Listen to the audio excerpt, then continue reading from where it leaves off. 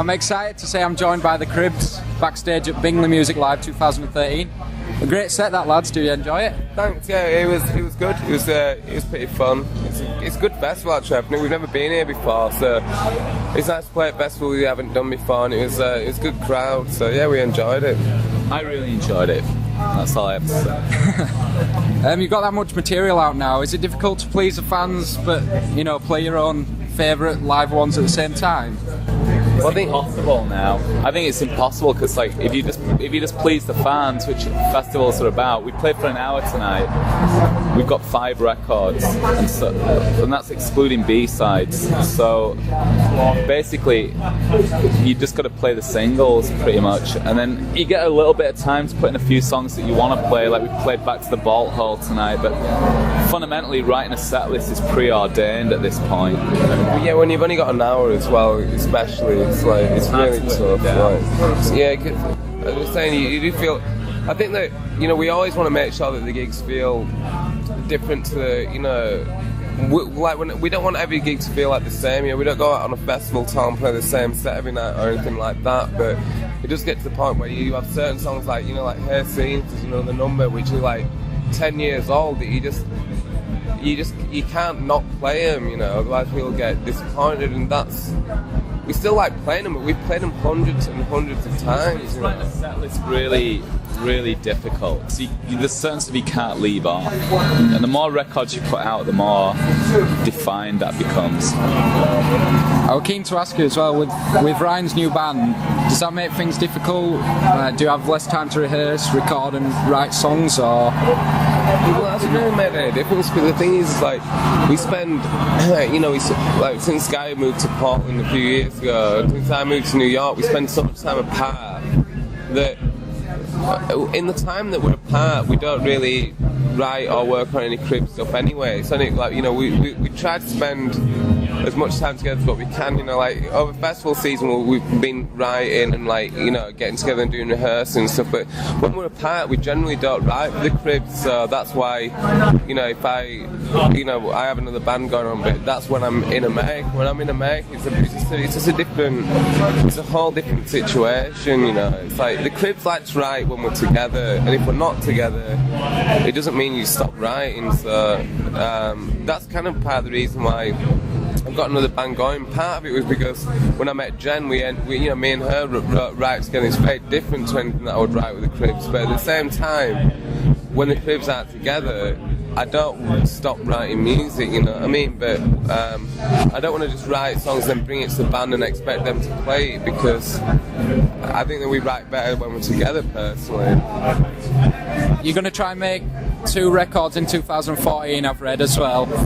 Why two records? What's the reason behind that? And are you planning on purposely making the records very different? Or? Yeah, I mean, the whole point is the fact that we've got like a bunch of leftover songs and from like the last sessions we did with Steve Albini, and we know that we want to finish the record with him entirely.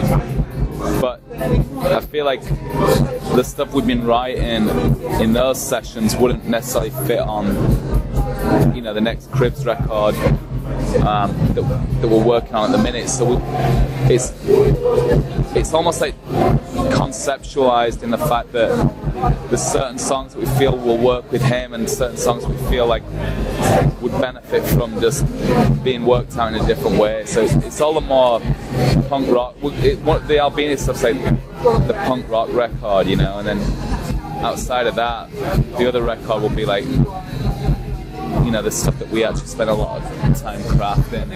The last record, In the Belly of the Brazen Bull, we had so many ideas and we had so many songs that we wrote that that's when we realised that you can't just put them all together. You want to make a record that's cohesive and that makes sense. So that's why we ended up with so many songs left over, because you can't just, the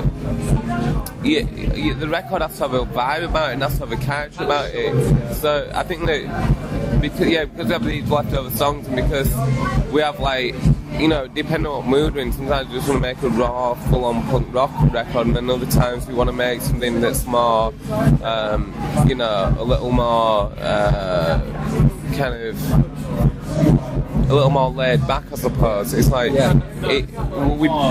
fully realised, I guess. We probably write so much. When we are inspired, we write so much that we may as well split up and try and make 2 records, try and represent both sides of the band, because, you know, I don't think that you can put one record out that represents both sides of the band. You know, you're probably best off making 2 records at that point.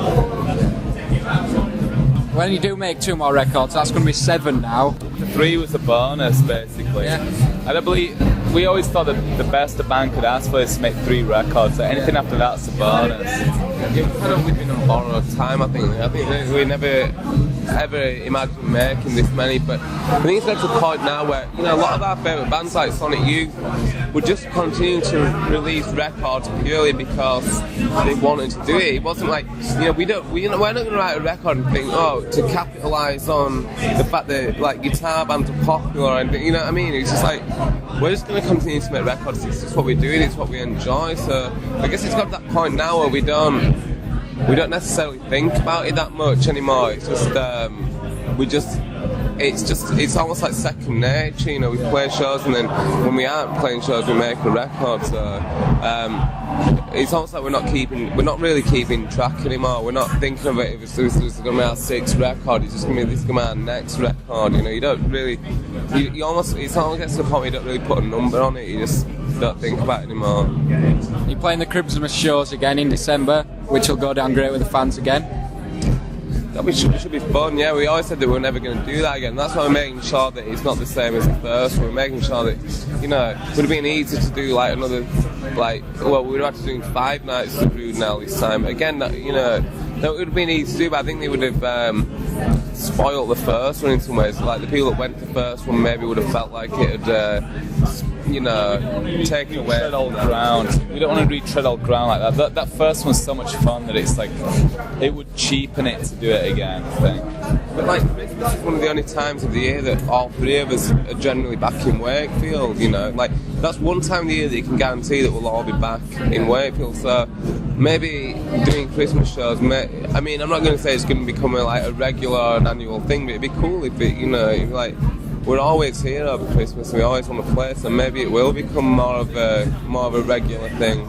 It's been like 5 years or something since the last one, so it'd be nice to do it a bit more regular than that, I think. Alright, well, Ryan, Gary, thanks for chatting to me. Enjoy the rest of your night. Thanks, man, it was fun.